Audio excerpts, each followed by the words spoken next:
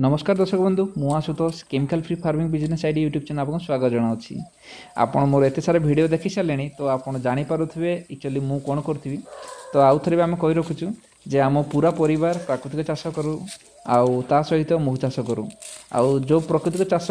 आम करूँ आउ जो जिनस आम मिली था अमल द्वारा से जिनस को लोक मानू आम पहुँचे दे शुद्धता सह पहुँचे दे था आउ आम पूरा भारत को आ पूरा ओडिशा को आम जोगे था जार ये जिनस खाइबार इच्छा थाए तो आपन जदि खाइबार इच्छा थी भी आपन थोड़े स्क्रीन दिया था नंबर रे आपन आमठू मगै पारे आम शुद्धता सब आपंकर घर तक पहुँचे पारू। तो चलतु मुझे चली प्राकृतिक चाष कर कारण कौन आपण मो ऑडियो रे शुणु आउ मु कौन कौन प्राकृतिक चाष करी से विषय आपन वीडियो द्वारा देखु। तो मुझे एक्चुअली मोर चिंताधारा जे प्राकृतिक चाष करने कारण एक्चुअली कौन मु प्रथम कहूँ एक्चुअली मु जहाँ अनुमान कली आपण मैंने भी अनुमान करुवे तो घरे घरे रोगी संख्या बढ़ी सारे जहाँ घर देखिए जमती भी गोटे दी जन रोगी अच्छा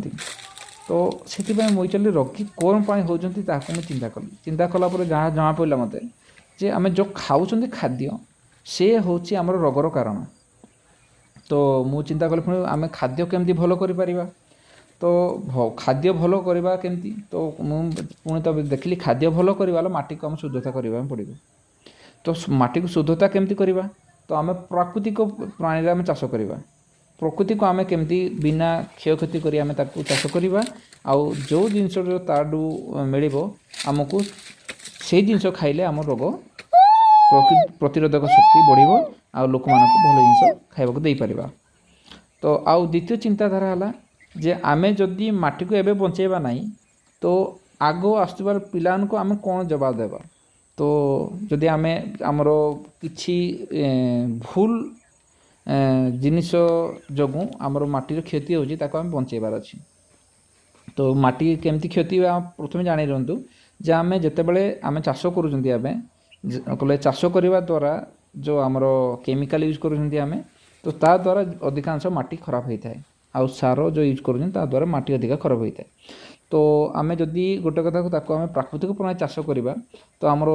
माटीर जल धरबार क्षमता बढ़ी जाए एक आ दुई रे माटी रे थिबा जीवाणु संख्या बढ़ी जाए दुई आ तीन रे हला माटीर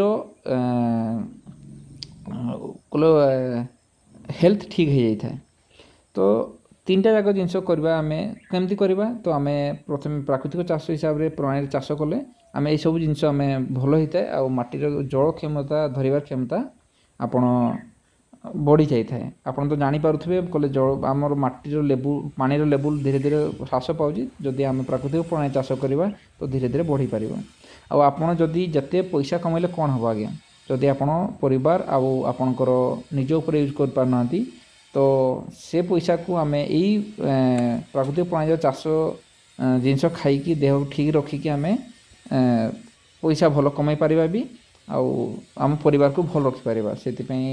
मु चिंता तो बहुत किसी अच्छी आपन को ये वीडियो कहि पारनी किंतु आपन नेक्स्ट वीडियो आपन को भल से बुझे पारिबी। जदि आपन ये वीडियो भल लगी है शेयर और लाइक करंतु आगे। नमस्कार।